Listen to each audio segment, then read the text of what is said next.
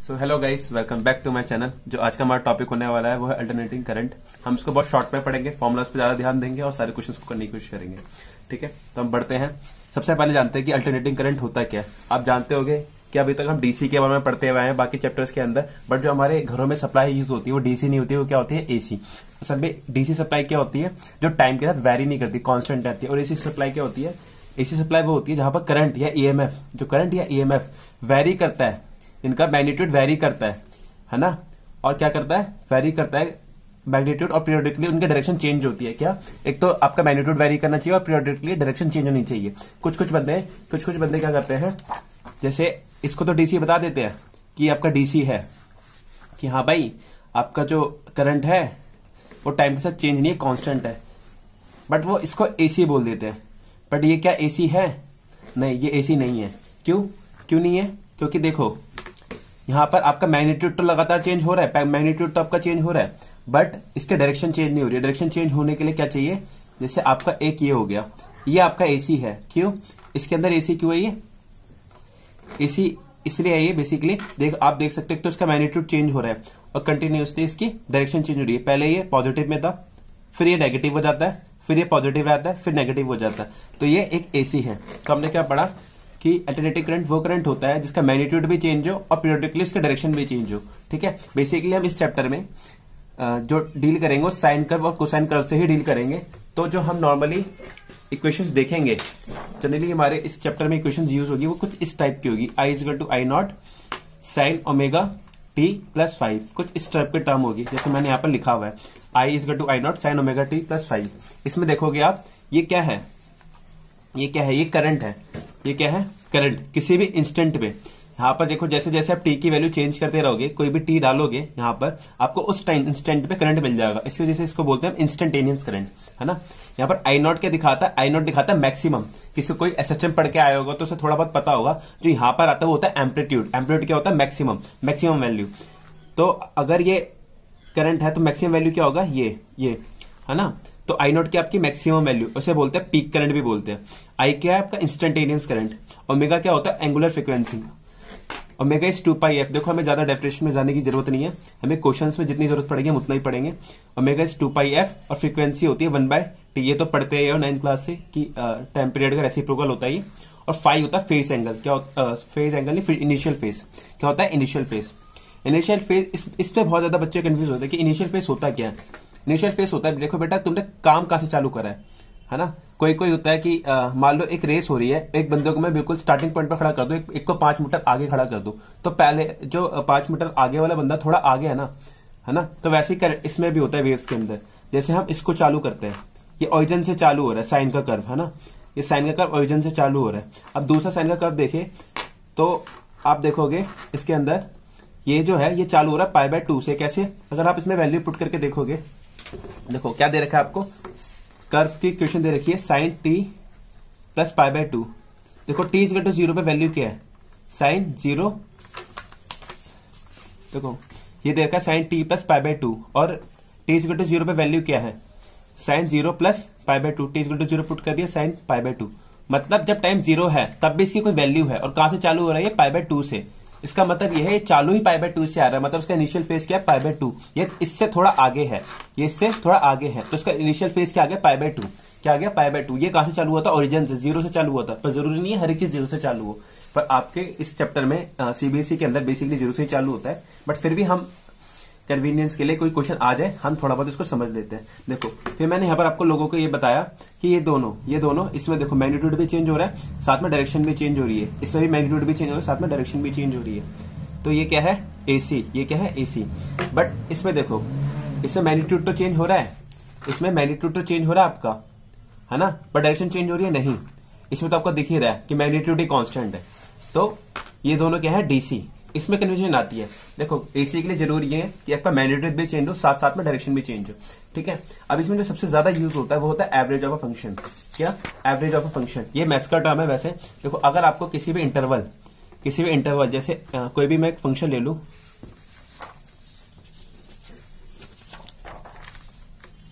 कोई भी एक फंक्शन ले लू, आपका कोई भी एक फंक्शन है ना, फंक्शन कोई भी टी हो, आपको फंक्शन, कोई भी फंक्शन ऑफ एक्स ले लो, आपको एक इसका एवरेज निकालना है। एक इंटरवल ले लो x1 से x2 तक। तो आपको क्या पढ़ना पड़ता है, देखो इसको याद कर लो। कभी भी किसी फंक्शन का एवरेज करना होता है तो हम क्या करते हैं, fx dx कहां से कहां तक, x1 से x2 तक, अपॉन में dx कहां से कहां तक, x1 से लेके x2 तक। ठीक है, द एवरेज, देखो मैंने यहां पर यही लिखा है, the average value of any function y equal to f of x over an interval can be calculated according to this formula. ठीक है, पर इन दिस हम इस चैप्टर में मेनली पीरियोडिक फंक्शन से डील करेंगे। बेसिकली पीरियोडिक में भी साइन और कॉस से डील करेंगे। अच्छा, आपको पता है साइन और कॉस का जो टाइम पीरियड होता है वो क्या होता है? अगर नहीं पता तो मैं बता देता हूं, उनका टाइम पीरियड 2 पाई होता है। आगे जाके बताऊंगा कैसे होता है ना। चलो फिर हम आगे मूव करते हैं। जैसे मैंने यहां पर एक एग्जाम्पल लिया, एग्जाम्पल में क्या है, हमें कैलकुलेट करना है एवरेज एक फंक्शन का for the complete cycle. Cycle का मतलब, साइकिल जब भी बोले तो इसका मतलब ये, एक साइकिल वो होती है जिसमें वो कंप्लीट हो जाता है और उसके बाद वो रिपीट करना चालू करता है। मतलब अगर हम एक कंप्लीट साइकिल में उस वेव को ले और उसको चिपकाते चले जाए, मतलब जैसे ये कंप्लीट वेव है एक साइकिल की, इसको लगातार चिपकाते चले जाएंगे तो हमें पूरी साइन मिल जाएगी। आपका साइन का 2 पाई इसलिए होता है, देखो ऐसा होता है साइन का कर्व। अगर यहां से लेके यहां तक लगो तो ये होता है 2 पाई, 0 पाई 2 पाई। इसका टाइम पीरियड होता है ये। क्यों?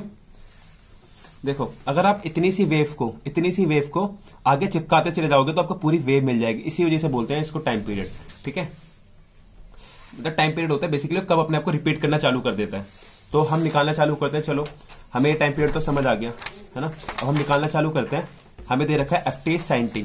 ठीक है, ft sin t हमें टाइम पीरियड में निकालना है, हमें कंप्लीट टाइम पीरियड में। ठीक है, और हम फंक्शन का एवरेज कैसे निकालना सीखे हैं अभी। हमने देखा कि हमें कभी फंक्शन का एवरेज निकालना हो तो ft dt। अच्छा देखो, जो चीज अंदर लिखी हो ना उसके रिस्पेक्ट में इंटीग्रेट करना आपको, अपॉन में dt, नीचे भी वही आएगा। ठीक है, 0 से t कंप्लीट टाइम पीरियड पूछा ना। टाइम पीरियड कितना होता है इसका, 2 पाई। कितना होता है, 2 पाई। तो मैं 0 से t की जगह क्या लिख दूंगा, 0 से 2 पाई। तो ये है sin t dt, 0 से लेके 2 पाई तक। क्या हो गया, t यहां 1 होता है, पता है ना आपको कि 1 का इंटीग्रेशन क्या होता है, x होता है ना। अब लिमिट्स पुट कर देंगे, कहां से लेके, 0 से लेके 2 पाई तक। और sin t का इंटीग्रेशन क्या होता है, sin t का इंटीग्रेशन होता है माइनस cos t। इसकी वैल्यू पुट करोगे 0 से लेके 2 पाई तक। ठीक है, ये हो गया आपका, नीचे आ गया 2 पाई माइनस 0। अपर लिमिट पहले अपर लिमिट पुट करोगे, फिर लोअर लिमिट पुट करोगे। ठीक है, फिर आता है minus cos, upper limit 2 pi minus cos 0 upon में 2 पाई। अच्छा, कॉस 2 पाई की वैल्यू क्या आती है, किसी को पता है? कॉस 2 पाई की वैल्यू आपको पता होगी, 1 होती है। तो ये -1 हो गया, माइनस, और कॉस 0 की वैल्यू भी 1 होती है, तो हो गया -1। तो हो गया -1 + 1 अपॉन में 2 pi, that is equal to 0। तो over a complete cycle sine का जो एवरेज होता है, साइन फंक्शन का जो एवरेज होता है वो 0 आता है। ऐसे कॉस का भी 0 आ सकता है, आप खुद कैलकुलेट कर सकते हो। मैं हर एक चीज को कैलकुलेट नहीं करूंगा। अब ये आपका होमवर्क में है, आप इसका निकाल के देखना, आपका 0 आ जाएगा। आपका ये होमवर्क में, आप इसको निकाल के देखना, आपका 0 आ जाएगा। ठीक है, अब कुछ इंपॉर्टेंट ट्रिग्नोमेट्रिक रिजल्ट्स हैं जो आपको याद रखने, जैसे आपका ये हो गया sign omega T D T. अच्छा देखो, 0 से t है ना, 0 से t क्या टाइम पीरियड है। असल में ये होता क्या है, इसके अंदर जो हमने करा है, आपको ये पता है साइन थीटा है ना, और थीटा रिपीट कब करता है, 0 से 2 पाई के बीच में ही जाता है। इसके बाद ये रिपीट करना चालू कर देता है। ठीक है, हमने क्या करा, थीटा की जगह डाला ओमेगा टी। क्या डाला, ओमेगा टी। ठीक है, तो आपका थीटा की जगह ओमेगा टी आया, तो आपका टी क्या आया, टी की वैल्यू क्या आएगी, टी की वैल्यू आएगी आपके यहां से थीटा बाय ओमेगा।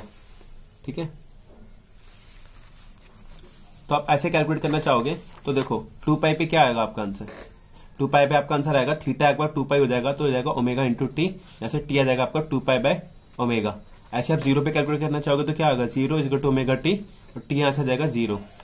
तो आपका थीटा का टी कहां से कहां तक वेरी कर रहा है, जब थीटा 2 पाई से 0 में वेरी कर रहा है, थीटा आपका वेरी कर रहा है, टी वेरी कर रहा है आपका 2 पाई बाय ओमेगा से लेके 0 तक। इसलिए मैंने लिखा है साइन ओमेगा टी 0 से टी टाइम पीरियड टी और यहाँ पर टाइम पीरियड क्या है, टी की वैल्यू होगी 2π/ω, 0π/ω 2π/ω। आप ओमेगा टी को पुट कर सकते हैं। देखो यहाँ पर क्या होता है, पाई के इक्वल होता है ना, यहाँ पर पाई पे तो 0 होता है। अब एक बार ओमेगा टी को पाई के इक्वल करना, आपको मिल जाएगा यहाँ पर π/ω आएगा टी। ठीक है, हम आगे बढ़ते हैं। आपको याद रखना कंप्लीट साइकिल में साइन हो या कॉस हो, साइन हो या कॉस हो, उसका 0 होता है। हाफ साइकिल में मतलब अच्छा देखो, इसको आप ऐसे भी याद रख सकते हो कि जितनी वैल्यू ऊपर है, इसकी जितनी वैल्यू ऊपर है उतनी ही नीचे है, जितनी वैल्यू ऊपर होती है उतनी ही नीचे होती है। तो पॉजिटिव नेगेटिव कैंसिल आउट कर देंगे, 0 हो जाता है। ऐसे कॉस के अंदर होता है। ठीक है, नेक्स्ट है आपका हाफ साइकिल में। हाफ साइकिल मतलब इतनी सी साइकिल, ये तो पूरी पॉजिटिव साइकिल है तो 0 तो हो नहीं सकता। अब जब इसको कैलकुलेट करोगे तो आपका आंसर आएगा 2/ω। ये स्टैंडर्ड रिजल्ट है, इसको याद रख लो, ये काम आते हैं, बहुत ज्यादा काम आते हैं। ठीक है, और एक कंप्लीट अच्छा एक सबसे ज्यादा यूज होता है इनका स्क्वायर, मतलब आप साइन का स्क्वायर कर दोगे। स्क्वायर करने का क्या मतलब है, 2 का भी स्क्वायर आप जानते हो 4 होता है, -2 का भी क्या होता है 4 होता है ना। तो जितनी भी नेगेटिव वैल्यू है, ये जो जितनी भी नेगेटिव वैल्यू तो ये स्क्वायर होकर ऊपर ही चली जाएगी। तो साइन स्क्वायर का जो कर्व बनता है वो कुछ इस तरीके से बनता है ना।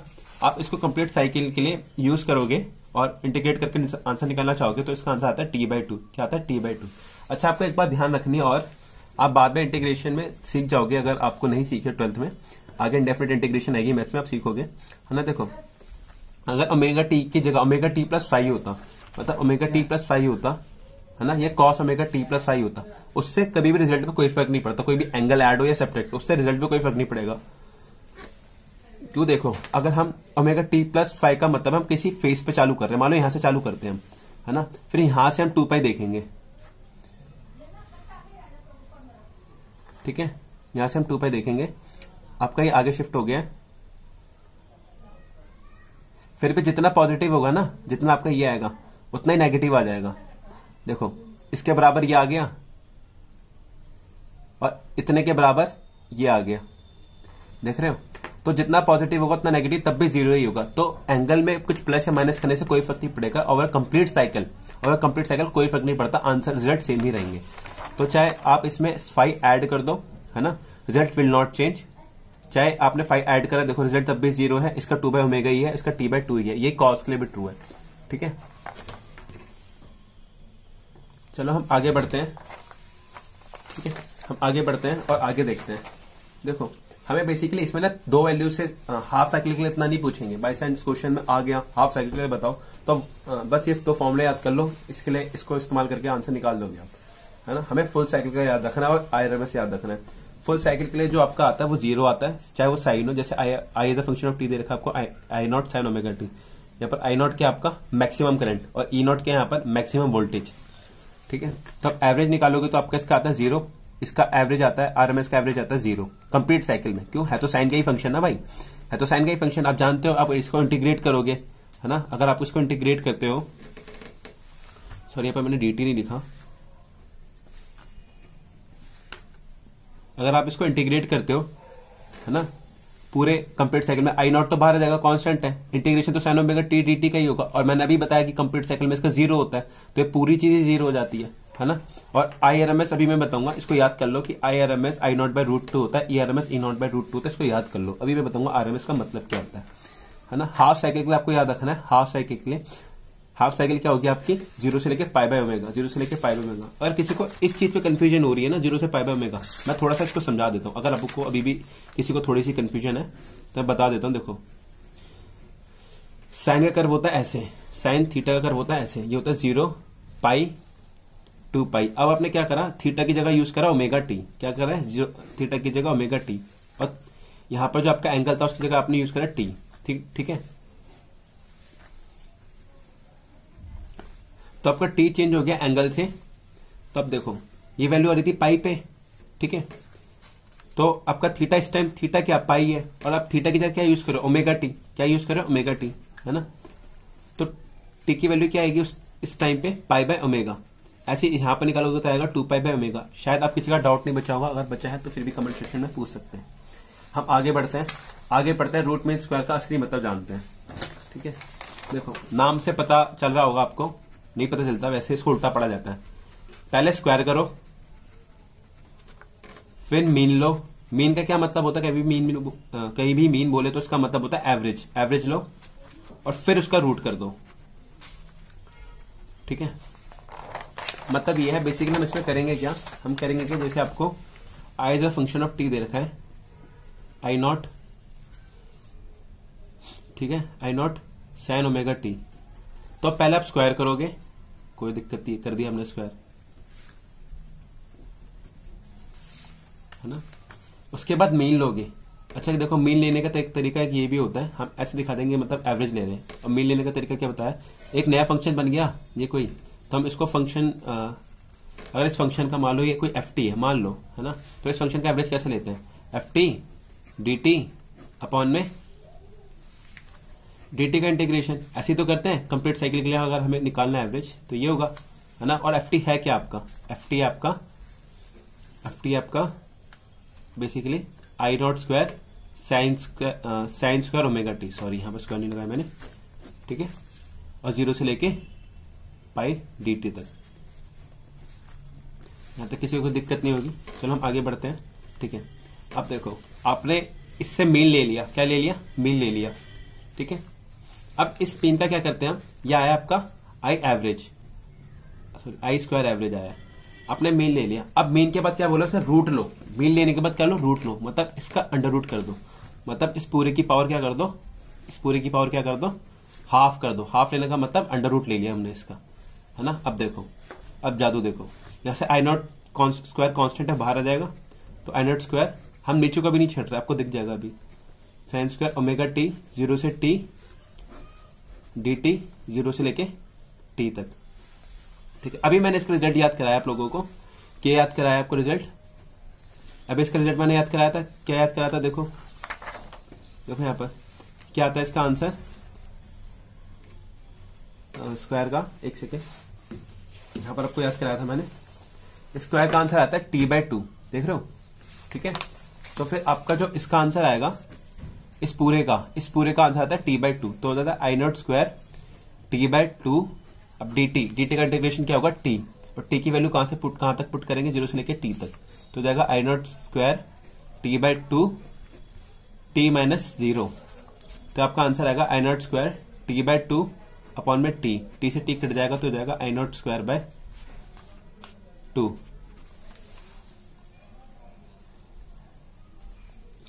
ठीक है। किसी को कोई दिक्कत, कोई परेशानी। अच्छा इसके ऊपर क्या था, एक अंडर रूट भी था, स्टार्टिंग से ही दिखाया था ना आपको, मैं अंडर रूट यहां पर आके नहीं करा, अंडर रूट भी चल रहा था, ठीक है।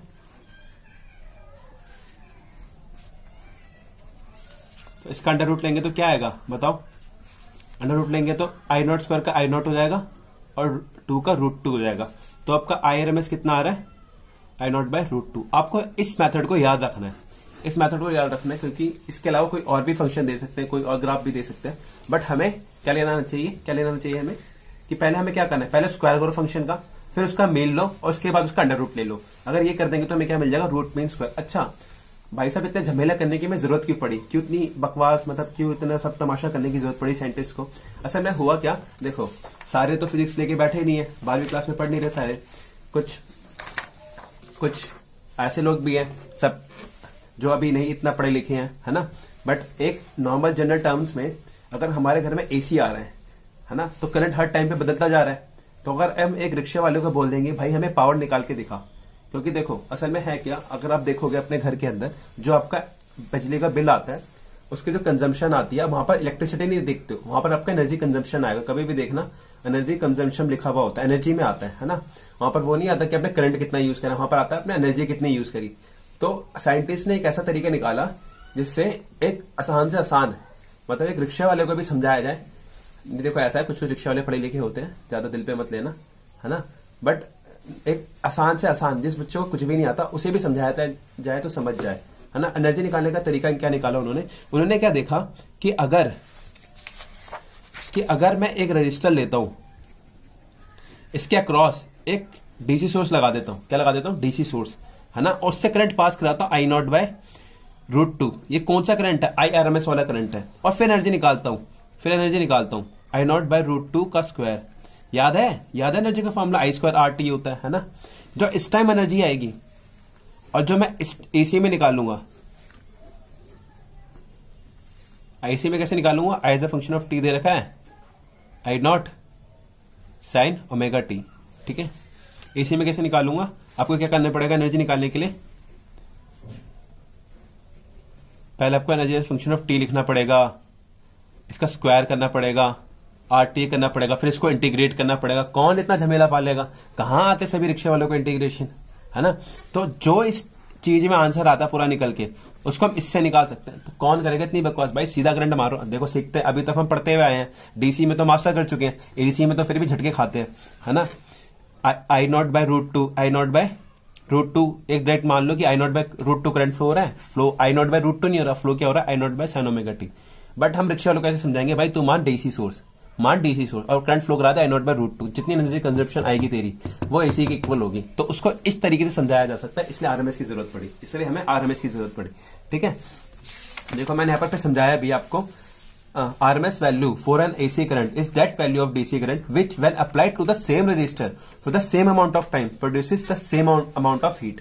ठीक है, यहां पर करें या यहां पर करें, दोनों के अंदर अमाउंट ऑफ हीट सेम होगा सेम टाइम पे। ठीक है, और यहाँ पर समझा भी दिया, ये स्क्वायर होता है, मीन होता है और ये रूट होता है ना। और यहाँ पर आपको वही चीज जो मैं अभी कर रहा था वही चीज है पूरी की पूरी, कोई नई चीज नहीं करके दिखाई मैंने। ठीक है, IRMS क्या लिख दोगे, बस IRMS कर दोगे आप, I नॉट स्क्वायर का जो आपने एवरेज लिया है ना, एवरेज लिया, इसका अंडर रूट करना, बस simple. I naught square by 2 is I naught by root 2। किसी को दिक्कत कोई परेशानी नहीं होगी। चलो अब बढ़ते हैं हम क्वेश्चंस की तरफ, है ना। देखो मैंने इसे फिर भी बहुत ओपन करके समझा दिया, मैं तो सोचा था फॉर्मूले करूं, बट थोड़ी बहुत फील आनी जरूरी है। ठीक है, alternating voltage V is represented by the equation, alternating voltage की इक्वेशन बतानी है। भाई देखो ये तो हमने पढ़ा ही नहीं, है ना, तो ये तो पहले एक चला गया। कॉट टेन पीरियोडिक फंक्शंस के लिए पढ़ा है ना, कॉट पीरियोडिक होते हैं, नहीं होते भाई, टेन भी पीरियोडिक नहीं होते,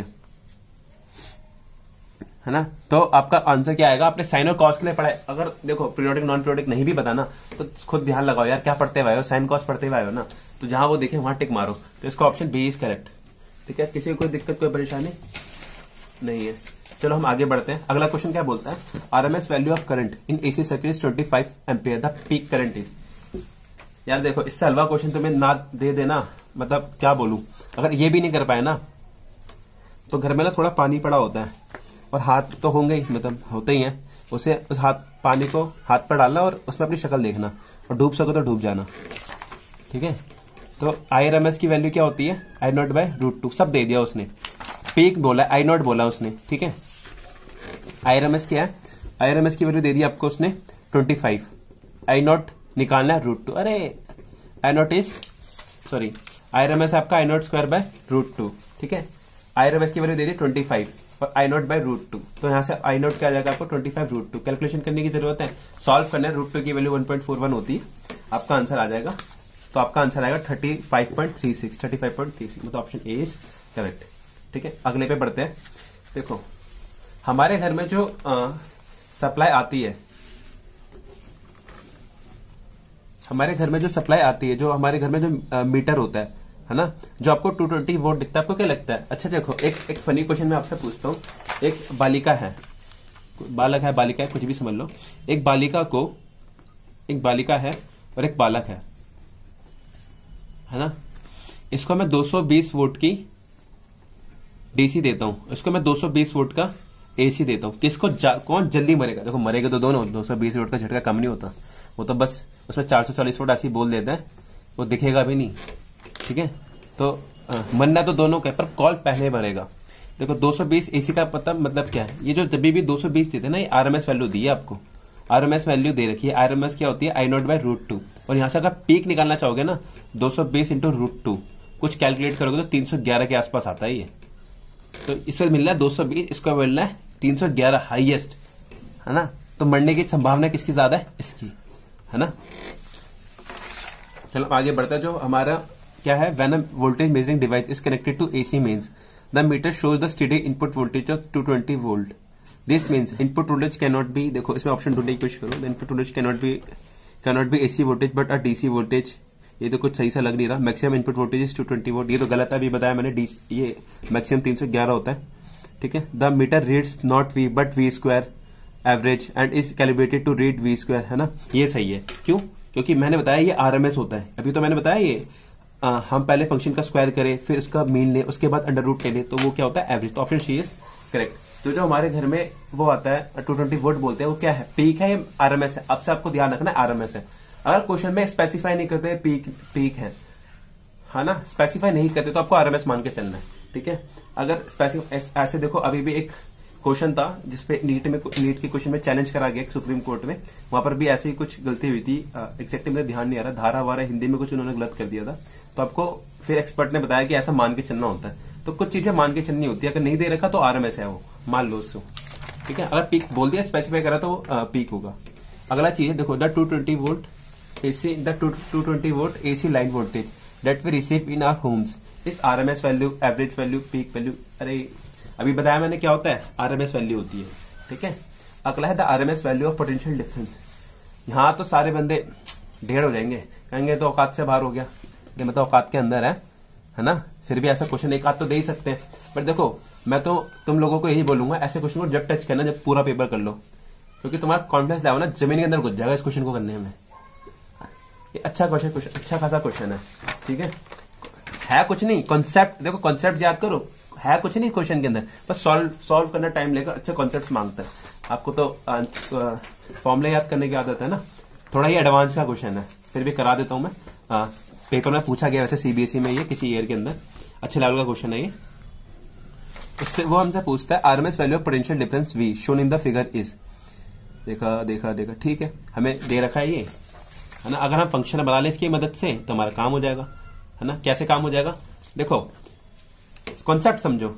आरएमएस निकालने का क्या मतलब है, पहले वी पता हो, उसका स्क्वायर करो भाई, उसका एवरेज लो भाई, उसके बाद उसका अंडर रूट कर दो भाई। ये 4 स्टेप कर दे तो हमें एवरेज आ जाएगा। तो हम सबसे पहले स्टेप से चालू करते हैं, स्टेप्स को समझो। सबसे पहला स्टेप क्या है आपका, क्या है, फंक्शन को लिखना चालू करते हैं। इसको देख के फंक्शन कैसे लिखेंगे, देखो आप देख पा रहे हो, t इज इक्वल टू 0 से लेके t/2 तक, t इज इक्वल टू 0 से लेके t/2 तक आपकी वैल्यू क्या है, v की, v0, है ना। और t/2 से लेके, ऐसा आप देखोगे, t/2 से लेके t तक, कहां तक, t तक वैल्यू की आपकी v की 0। तो फंक्शन आपने लिख दिया कि आपकी इसकी वैल्यू है t/2 तक v0, और t/2 से लेके t तक इसकी वैल्यू है 0। चलो हम आगे बढ़ते हैं और कहानी को अंजाम देते हैं। कुछ कहानी इस तरीके से चलती हुई है, तो हम आगे बढ़ते हैं। हमें क्या करना है, हमें फंक्शन मिल गया, अब इसका क्या करना है, हमें एवरेज, क्या करना है, एवरेज। देखो यहाँ पर मैंने करके दिखाया, वैसे इतना ज्यादा सॉल्व करूँ ना करूँ आपके लिए, चलो कर ही देता हूँ, तो आप बोलो फिर। देखो वीआरएमएस कैसे लिखते हैं हम, वीआरएमएस लिखते हैं हम v² dt, ये तो करेंगे भाई, फंक्शन एज टी दे रखा है हमें, v² dt अपॉन में dt, 0 से लेके t तक। कंप्लीट साइकिल में देखते हैं ना, साइकिल कहाँ कंप्लीट हो रही है, उसके बाद तो रिपीट हो रही है, ठीक है, 0 से लेके t तक। आप एक बात बताओ, आप थोड़ा बहुत मैथ्स में पढ़ के आए होगे, तो ऐसे फंक्शन को हम ब्रेक करते हैं, 2 पार्ट्स में तोड़ के करते हैं। देखो क्योंकि इसकी वैल्यू बदल रही है, पहले t/2 तक v0 है, फिर 0 है, तो हम क्या करेंगे, तो जगह 0 से लेके t/2 तक, है ना। अच्छा देखो इसका हमें अंडर रूट भी लेना है, आरएमएस में अंडर रूट भी तो करते हैं, तो हम अंडर रूट को तो लेके चलते हैं। तो आप करोगे 0 से लेके 2/2 तक,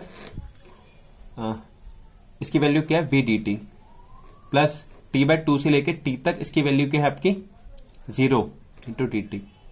नीचे इंटीग्रेशन में क्या है, dt, तो t 0 से लेके t तक, 1 का इंटीग्रेशन क्या होता है, t, और लिमिट्स क्या पुट करनी है, 0 से लेके t तक, फिर इसमें अपर लिमिट पुट करेंगे माइनस लोअर लिमिट, ठीक है। अब देखो किसी को कोई दिक्कत है यहाँ तक, देखो यहाँ पर v0 है, तो हम आगे बढ़ते हैं और अब इंटीग्रेट करने की कोशिश करते हैं। देखो ये टर्म तो 0 हो गया, क्यों, 0 का इंटीग्रेशन क्या होता है, 0, बचा आपका क्या, बचा आपका v0 dt, तो v0 dt का इंटीग्रेट करोगे 0 से लेके t/2 तक, ठीक है।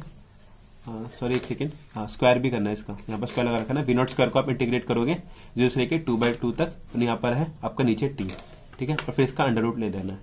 देखो इसमें पेपर में सब कुछ आने के बाद भी मिस्टेक हो सकती है, क्योंकि इसमें कैलकुलेशन थोड़ी ज्यादा टर्म्स लिखने पड़ते हैं, है ना। वो तो मुझे आपको पूरा लिखने की जरूरत पड़ रही है, तो आप क्या करोगे, पेपर के अंदर कोशिश करना कि इस अंदर वाली चीज को ना पहले सॉल्व कर लो, उसके बाद जाके अंडर रूट लो, ठीक है। क्योंकि आपको वहां पर सब्जेक्टिव तो पेपर नहीं है कि पूरा लेके ही चलना है, तो आपके एरर के चांस कम हो जाएंगे।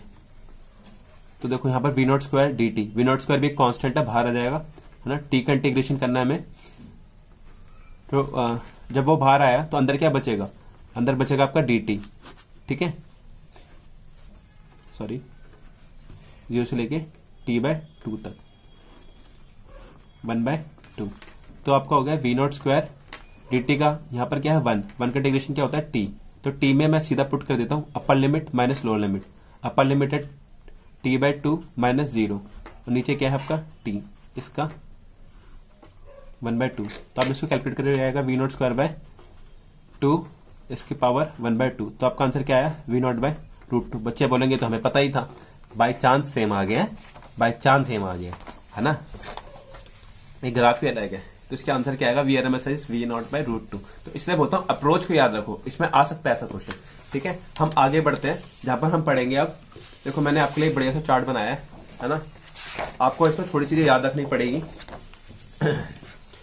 देखो बेसिकली 6 टाइप के आप सर्किट्स पढ़ते हो, 6 नहीं 7 टाइप से पढ़ते हो, पर इसमें जो बेसिकली यूज होता है हमारी रियल लाइफ में है ना, वो सिर्फ RLC है सबसे ज्यादा यूज होने वाला। प्योरली रेजिस्टिव, प्योरली कैपेसिटिव और प्योरली इंडक्टिव इतना यूज नहीं होता। फिर भी क्योंकि बच्चों को शुरुआत से ABCD से पढ़ाना पड़ता है, तो हम भी पढ़ेंगे तुम्हें यहाँ से, क्योंकि तुम्हें आगे की चीजें जब समझ आएगी जब तुम्हें ये पता होगा। देखो यहाँ पर आपको याद रखना है, आपने पढ़ा रखा V इक्वल टू IR होता है, E दे रखा है, EMF दे रखा है आपको E0 sin ओमेगा t, तो I is equal to V/R, तो V के आपका E0 sin omega t upon में R, ठीक है।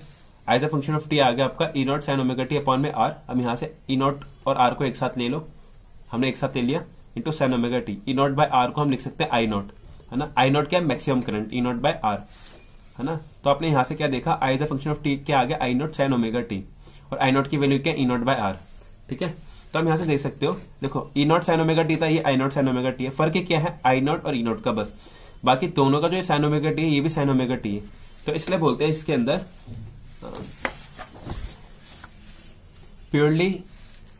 प्योरली रेजिस्टिव सर्किट के अंदर जो EMF आपका EMF ऑफ करंट, इसमें इनिशियल फेज डिफरेंस कितना होता है 0, क्योंकि ये भी ओमेगा टी ये भी ओमेगा टी है, कोई भी फेज का डिफरेंस नहीं आ रहा, दोनों साथ साथ चल रहे हैं। मतलब जब एक का मैक्सिमम आएगा तब दूसरे का भी मैक्सिमम आएगा। आप करके देख सकते हो वैसे, अगर किसी को ज्यादा समझना हो। देखो EMF दे रखा है E0 sin ओमेगा टी, और I दे रखा आपको I0 sin omega T. T की वैल्यू 0 पुट करना जरा, यहाँ पर 0 पुट करोगे तो हो जाएगा E0 sin 0, और यहाँ पुट करोगे तो हो जाएगा I0 sin 0, और sin 0 है 0। तो देखो दोनों मिनिमम हो गए, ठीक है। तो दोनों एक साथ बढ़ रहे हैं, एक साथ घट रहे हैं, तो इनके बीच में कोई भी फेज डिफरेंस नहीं है, ठीक है। तो हम आगे बढ़ते हैं। तो हम यहाँ पर देखोगे I as a function of t, E as a function of t upon में R। ये चीज यहाँ सही है, ये हर जगह मत कर देना, बच्चों को कंफ्यूजन हो जाती है। ये बस प्योरली रेजिस्टिव में कि किसी भी इंस्टेंट पे आप EMF और करंट का रिलेशन लिखोगे तो आपका ये होल्ड कर जाएगा, ये बस रेजिस्टेंस में ट्रू होता है। बाकी I0 इज E0/R, है ना, और RMF क्या होगा, RMS होगा ERMS/R। अगर किसी को कंफ्यूजन हो रही है इसके अंदर तो देखो लिख करके देख लेना। I0 क्या होता है, I0 होता है आपका I0/√2 होता है आपका IRMS, ठीक है। तो हम यहाँ से आपका आ जाएगा I0 इज IRMS इंटू √2, ठीक है। ऐसे आप E0 निकालोगे तो √2 कैंसिल आउट हो जाएगा, तो आपका ये रिलेशन आ जाएगा, ये इससे आ गया, ठीक है। तो ये रिलेशन देखना, ये हर एक 6 में ट्रू वैलिड करेगा, बट जो I as a function of t वाला है ये आपका बस इसमें ट्रू होता है, ठीक है। तो आपको याद रखना है प्योरली रेजिस्टिव में क्या याद रखना है, एज किसी भी टाइम पे हम इंस्टेंट पे करंट का और जो आपका EMF है उसका रिलेशन ऐसे लिख सकते हैं। I0 E0/R होता है, यहाँ पर I0 मैक्सिमम करंट होता है, E0 मैक्सिमम वोल्टेज होता है, RMS का मैंने बता दिया, और इसके फेज में इसमें कोई भी फेज डिफरेंस नहीं होता, मतलब दोनों एक साथ चल रहे होते हैं, एक साथ मिनिमम आएगा एक साथ मैक्सिमम आएगा। फिर आता है आपका अगला आता है प्योरली कैपेसिटिव सर्किट, है ना। प्योरली कैपेसिटिव में EMF है E0 sin ओमेगा t, है ना। अगला क्या है प्योरली कैपेसिटिव सर्किट, इसमें आपका EMF है E0 sin ओमेगा t। अच्छा क्या है आपका EMF E0 sin omega t। आप जानते हो कैपेसिटर के अक्रॉस Q एक पोटेंशियल डिफरेंस V लगा हो तो क्या होता है, कैपेसिटर्स में आप जानते हो Q is equal to Q/V आता है, तो हम यहाँ से Q निकाल सकते हो CV, है ना। और करंट में पढ़ के आए हो I क्या होता है dQ/dt। जब आपको इसको डिफरेंशिएट करोगे, देखो मैं करके दिखा सकता हूँ, but it is basically a crash course, तो हम फॉर्मूले पे डील करेंगे, ठीक है। तो हम आगे बढ़ते हैं। तो है ये IT, आपका यहाँ से डिफरेंशिएट करने के बाद देखो आपका ये आएगा IT E0/XC sin omega t plus π/2, है ना। अब देखो इसमें एक नई चीज यूज हुई एक्सी। क्या यूज हुई? एक्सी। आपको क्या याद रखना है? एक्सी होता है कैपेसिटिव रिएक्टेंस। रिएक्टेंस मतलब देखो यहाँ पर as a function of T में आ रहा था आपका ई नॉट बाय आर। देखो सबको सेम ही है यार, बस एक चीज का डिफरेंस दिख रहा है। यहाँ पर प्लस पाई बाय 2 हो गया, यहाँ पर आर की जगह एक्सी यूज हो गया। तो असल में ये आर की जगह एक्सी यूज होता है। क्यों? ये एक्सी वो रेजिस्टेंस है, मतलब ये एक रेजिस्टेंस की तरह ही यूज होता है, इसी वजह इसका नाम है कैपेसिटिव रिएक्टेंस। देखो यूनिट तो ओम ही होनी है ना, इसका कोई यूनिट होते ही नहीं है, इसकी वोल्ट होती है और अपॉन में आर देखो यहाँ पर ओम है, तो वोल्ट अपॉन में ओम आना चाहिए जब भी एम्पियर आएगा ना। तो ये भी एक किसकी तरह काम करता है? रजिस्टर की तरह। होता नहीं है, रजिस्टर की तरह काम करता है। तो हम आर की जगह एक्स यूज कर सकते हैं। किसके अंदर यूज कर सकते हैं हम? किस में यूज कर सकते हैं? आपका कैपेसिटर में। एक्स की वैल्यू याद रखनी है आपको, 1/ओमेगा सी होती है। यहाँ पर ओमेगा एंगुलर फ्रीक्वेंसी होती है, ये आपको पता होगा, है ना। अच्छा देखो यहाँ पर I as a function of T, E T by E as a function of T by R आपको ट्रू नहीं दिखेगा। इसको आर से चेंज करके एक्सी कर लो, है ना। हमें क्या करना है? याद क्या करना है? देखो याद करने वाली चीज ये है, जहां जहां यहाँ आर यूज हुआ था वहां पर एक्सी कर देना बस। और I as a function of T as a function of T divided by XC. R की एक्सी होना चाहिए ना। ये रिलेशन यहाँ पर होल्ड नहीं करता, ये रिलेशन अब तुम्हारा कहीं भी होल्ड नहीं करेगा। किसी भी इंस्टेंट पे जो आपका ये ओम्स लॉ से रिलेशन आता था, ये अब होल्ड नहीं करेगा, बस रजिस्टर में केस में होल्ड कर जाता है, क्योंकि वहां पर फेस का डिफरेंस नहीं होता। क्यों नहीं होता? फेस का डिफरेंस नहीं होता। यहाँ पर देखो आया है, यहाँ पर तो ये ओमेगा टी, ये आया omega T plus pi by 2। तो देखोगे आप, अब यहां से देखने की कोशिश करो, अब समझने की कोशिश करो। आई नॉट वो आया EMF E not sine omega T, ठीक है। और आई है आपका I not sine omega T plus pi by 2। अगर मैं टी को 0 पुट करता हूं तो हो जाएगा ई नॉट साइन 0, और यहां पर पुट करता हूं तो हो जाएगा I not sine omega into 0 plus pi by 2। तो इसकी वैल्यू आएगी I not sine pi by 2। E not sine 0 होता है 0, और ये इसकी वैल्यू क्या आ रही है? 1। देखो इसकी पूरी की वैल्यू क्या आ रही है? 1। तो ये हो रहा है आई नॉट, है ना। तो जब ये मिनिमम हो रहा है, ये मैक्सिमम हो रहा है, तो मतलब दोनों के चलने में थोड़ा डिफरेंस है। एक चालू हो रहा है, एक मैक्सिमम पे जा रहा है, एक चालू हो रहा है, एक अपने मैक्सिमम पे जा रहा है ना। तो दोनों में क्या है? फेज का डिफरेंस है ना। इसी वजह से हम किसी भी टाइम पे ये रिलेशन को होल्ड नहीं करा सकते।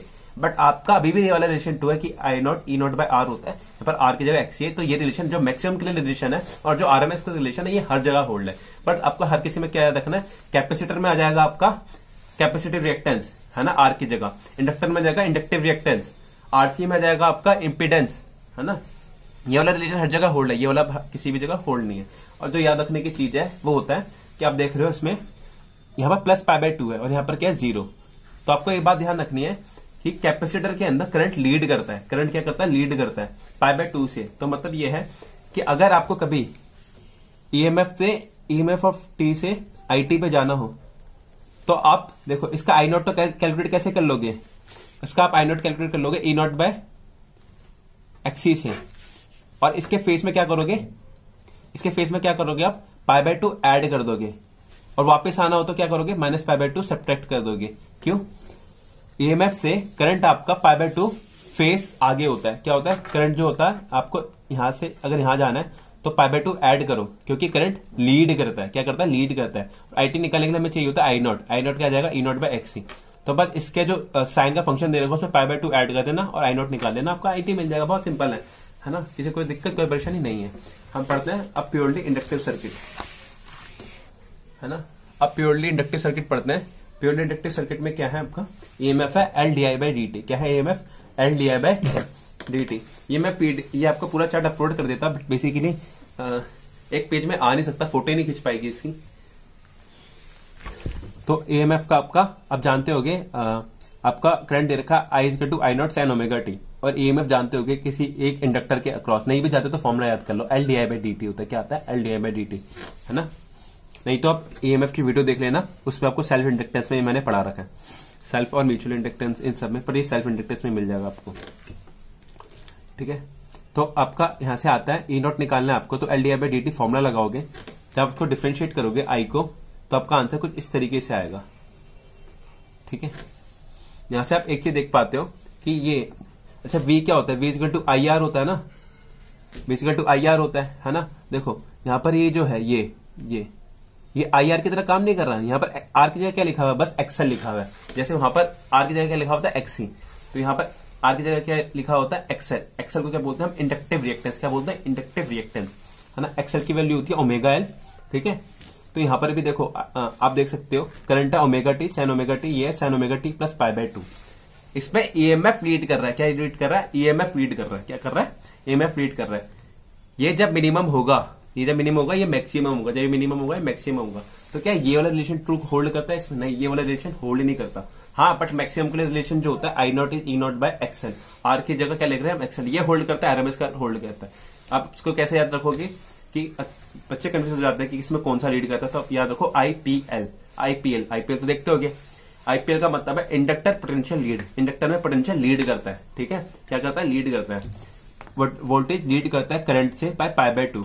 तो आपका करंट अगर नीचे है तो इससे ईएमएफ ऊपर बनेगा। देखो मैंने ईएमएफ को रेफरेंस लिए। जरूरी नहीं है कि आप ऐसे ही बनाओ, आप कुछ भी बना सकते हो। बस आपको क्या करना है? ईएमएफ को आगे दिखाना है। मतलब अगर मान लो आप करंट ऐसे बनाते हो तो ईएमएफ इससे पाई बाय 2 आगे होना चाहिए। बस ये है। मैंने भाई करंट को नीचे दिखा दिया, ईएमएफ को ऊपर दिखाना पड़ेगा क्योंकि मुझे लीड दिखाना है। ठीक है, अब हम आगे मूव करते हैं। अब हमारा है आरसी सर्किट। क्या है हमारा? RC circuit. आरसी सर्किट के अंदर क्या होगा? देखो आरसी सर्किट हमने लिया है। आप इसके अक्रॉस क्या आता है? इसके अक्रॉस आता है वी आर। इसके अक्रॉस पोटेंशियल ड्रॉप आया वी आर, इसके अक्रॉस आया वीसी। हम जानते हैं वी आर होगा I not R sine omega T, अगर करंट फ्लो हो रहा है I not sine omega T.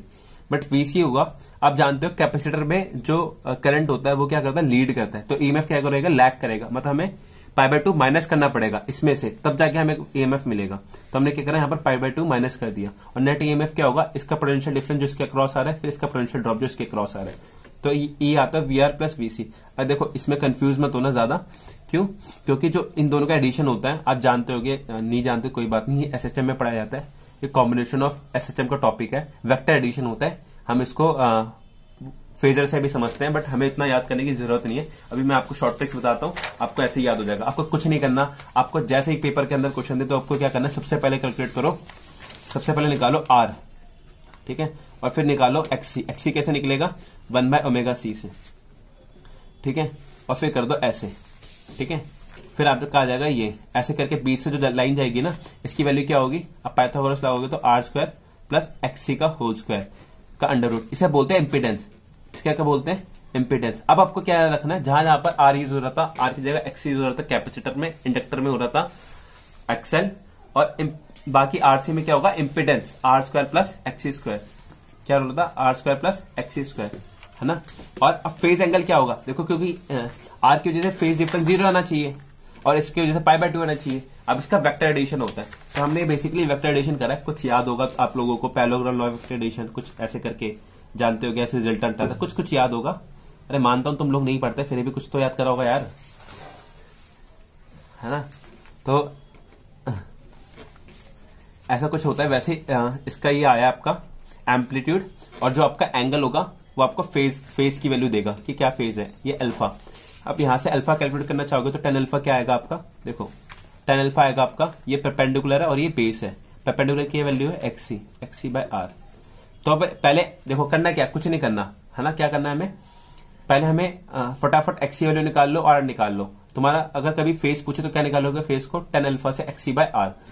इस फॉर्मूले को लगाते ही आपका अल्फा आ जाएगा, इससे हमें फेस पे मिल जाएगा। अच्छा देखो, ये है रजिस्टर और कैपेसिटर। रजिस्टर के जैसे 0 आना चाहिए और कैपेसिटर के जैसे जो आपका करंट है वो लीड करना चाहिए, है ना। तो नेट तो करंट लीड ही करेगा। क्यों लीड करेगा? क्यों? इसके अंदर कैपेसिटर है जो करंट को लीड कराना चाहता है, और रजिस्टर तो भाई कुछ कराना नहीं चाहता, तो एक की तो सुनेगा भाई, वो तो कह रहा है भाई कुछ मत कराओ, और दूसरा बोला लीड कराओ, तो कह रहा ठीक है भाई मैं चलो भाई मैं लीड ही करूंगा, बट अब उतने तरीके से नहीं करा पाऊंगा जैसे वो बिल्कुल खाली था, है ना, जब वो प्योर था बिल्कुल।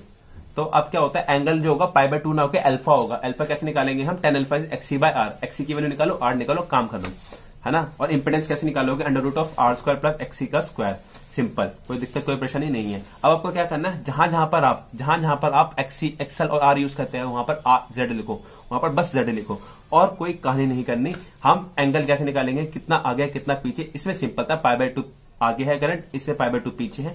यहां सिंपल नहीं होता, यहां पर अल्फा निकालना पड़ता है। कैसे निकालते हैं? सीधा फॉर्मुला लगाएंगे एक्सी बाय आर। ये फॉर्मुला आरएल में लगेगा एक्सएल बाय आर। इतनी सिमिलरिटी है भाई, इतनी ज्यादा सिमिलरिटी है, आपको बस फॉर्मुला याद रखने हैं, ठीक है। और बाकी मैंने अभी तक बताया कि किसी भी टाइम पे आप ईएमएफ और करंट का रिलेशन लिखना चाहोगे, I as a function of T वाला, वो किसी में भी होल्ड नहीं करता, यहां पर भी होल्ड नहीं करता। जो आपका ये वाला रिलेशन है ना, आपका ये वाला जो रिलेशन है ये यहाँ पर भी होल्ड नहीं करता। ठीक है, ठीक है। बाकी आपका जो ये है is a function of T I not, यहाँ पर क्या होना चाहिए आई नॉट इंटू आर, पर आर की जगह क्या है जेड, और जेड की वैल्यू क्या होती है R square plus XC square का अंडर रूट। ठीक है, तो आपका यहां से आपका निकालोगे तो आपके मैक्सिमम का भी रिलेशन क्या है ई नॉट बाय जेड। कुछ नहीं हो रहा यार, एक्सी की जगह एक्सएल यूज हुआ है, फिर जेड यूज हुआ है, इम्पिडेंस है ना। तो इसमें क्या होता है करंट लीड करता है, जैसे यहां पर था इसमें कैपेसिटर लगा हुआ तो करंट तो लीड करेगा, बट पाई बाय 2 से नहीं अल्फा से। अल्फा कैसे निकालेंगे, हम पे दिमाग है थोड़ा बहुत तो है, थोड़ा बहुत तो है ना। 10 तो पढ़ के आए हम, 10वीं फेल तो कोई नहीं आया होगा यहाँ पर। 10 ट्रिगो आती है, 10 अल्फा होता है हमारे परपेंडिकुलर अपॉन बेस, मतलब एक्सी बाय आर, उससे हम निकाल लेंगे। ठीक है, अब हम नेक्स्ट मूव करते हैं आरएल सर्किट पे। किस पे मूव करते हैं, आरएल सर्किट पे। आरएल सर्किट के अंदर कुछ नहीं करना, जहां आपने इंपेडेंस में एक्सी लिखा था वहां पर एक्सएल लिख दो, बस सिंपल। क्या लिखना है, जहां आपने इंपेडेंस में एक्सी लिखा था वहां पर एक्सएल लिख देना है। यहाँ पर आप जानते हो यहाँ पर पोटेंशियल लीड करता है, तो अगर I not sine omega T resistor के अक्रॉस तो 0 का फेज डिफरेंस आया है ना, बट हमें पता है जो इंडक्टर है उसके अक्रॉस लीड करेगा, तो हम पाई बाय 2 ऐड करेंगे, पाई बाय 2 ऐड करेंगे है ना। और हमें एक फैक्टर चाहिए जो आर की जगह यूज हो, हमें जेड चाहिए। जेड कैसे निकालेंगे भाई, आर कैलकुलेट करो, एक्सएल कैलकुलेट कर लो है ना, आर और XL under root R square plus XL. फिर कोई पूछ लेता है हमसे भाई कितना आ गया फेज में, फेज में, तो हम कैसे निकालते हैं 10 अल्फा। 10 अल्फा क्या होता है आपका एक्सएल बाय आर, फिर एक्सएल बाय आर से आपका वैल्यू हो जाएगा, एक्सएल कैलकुलेट करो आर कैलकुलेट करो, हमारा काम कहानी खत्म हो जाती है। और आर एक्सएल एक्सी जो आप यूज करते हैं तो सीधे क्या यूज करना जेड इंपेडेंस, और जैसे आरसी सर्किट में हमने एक्सी पढ़ा तो उसकी जगह आर, बस क्या लिखना है हमें एक्सएल, क्या लिखना है हमें एक्सएल। बाकी एएमएफ के लिए भी रिलेशन वही है, और आपका आरएमएस के लिए भी रिलेशन वही है, और मैक्सिमम के लिए भी वही है, बट जो ये वाला रिलेशन है ये यहाँ पर भी ट्रू नहीं है। अच्छा देखो आरएल के अंदर क्या है, रजिस्टर चाहता है भाई कुछ मत हो जाने दे, और इंडक्टर चाहता है भाई पोटेंशियल लैग करे, पोटेंशियल लीड करे। तो होगा क्या, नेट किसके हिसाब से चलेगा भाई, एक बोलता कुछ ना हो, एक बोलेगा आगे बढ़, तो कहेगा भाई चल दोनों की सुन लेता हूँ, थोड़ा सा तो आगे बढ़ ही जाता हूँ है ना। एक तो बहुत ही आगे बढ़ा रहा है पाई बाय 2, तो इसमें बढ़ेगा, बट इस बार पाई बाय 2 से ना बढ़ के कितने से बढ़ेगा, अल्फा एंगल। अल्फा कैसे निकालेंगे हम 10 से, 10 अल्फा क्या होता है एक्सएल बाय आर, क्या होता है एक्सएल बाय आर। फॉर्मूला याद करो, कहानी खत्म, ज्यादा दिमाग मत लगाओ, वैसे ही पता बुद्धि थोड़ी कम होती है बच्चों में है ना। अभी वैसे भी पेपर का टाइम है यार, कौन पूछ रहा है टॉप मारो, फुल मार्क्स लाओ यार, कौन पूछ रहा है तुम्हारे कैसे मार्क्स आए हैं। ठीक है, नेक्स्ट है हमारा आरएलसी सर्किट। ठीक है, आरएलसी सर्किट। अब आरएलसी सर्किट क्या है, इसमें हमने इंडक्टर भी लिया है, पोटेंशियल भी लिया है, और सर्किट भी लिया है। देखो जिसको ये याद है, जिसको एक भी सर्किट याद है ना, वो उसको सारे याद है, इसी से आ जाते हैं सारे। पर फिर सर बच्चे बोलेंगे सर आपने पहले ये क्यों नहीं बताया, क्योंकि मुझे पता है सबको समझ नहीं आएगा है ना, इस वजह से हमें स्टार्टिंग से चालू करना। तो 5 मिनट की कहानी है। देखो इसके अक्रॉस आया वीआर का ड्रॉप, इसके आ रहा है वीसी का ड्रॉप, इसके आ गया वीएल का ड्रॉप, तो नेट ड्रॉप क्या आएगा VR plus VC plus VL. थोड़ा बहुत तो किरचॉफ लॉ जानते हो ना, VR plus VC plus V L.